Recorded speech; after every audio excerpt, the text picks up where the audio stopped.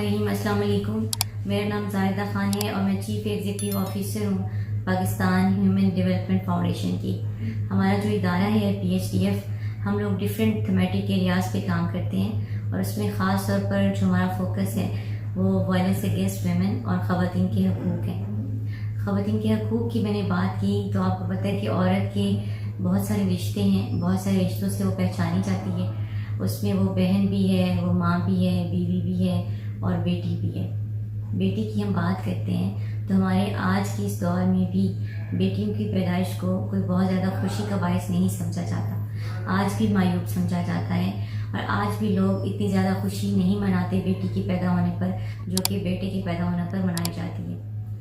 بیٹے کے پیدا ہونے پر لوگ مبارکباد کا سلسلہ جاری رکھتے ہیں، مٹھائیاں بانٹتے ہیں اور مختلف انداز ہوتے ہیں خوشی منانے کے۔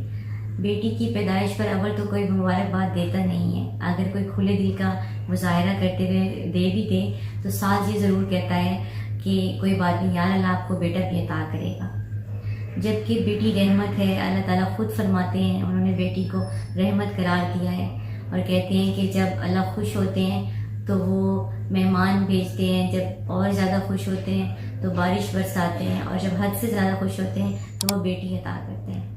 ہمارے نبی پاک صلی اللہ علیہ وآلہ وسلم نے بھی بیٹی کو رحمت قرار دیا ہے، عورت کی عزت کی بات کی ہے، عورت کی تعلیم کی بات کی ہے، عورت کے حقوق کی بات کی ہے، لیکن ہم ایسا نہیں کر رہے ہیں۔ میری آپ تمام سننے والوں سے یہ ریکویسٹ ہے کہ کائنڈلی عورت کو اس کے وہ والے حقوق ضرور دیے جائیں جن کی وہ مستحق ہے اور جو اسلام نے بھی اسے تفویض کیے ہیں، اور اسے رحمت قرار دیا جائے۔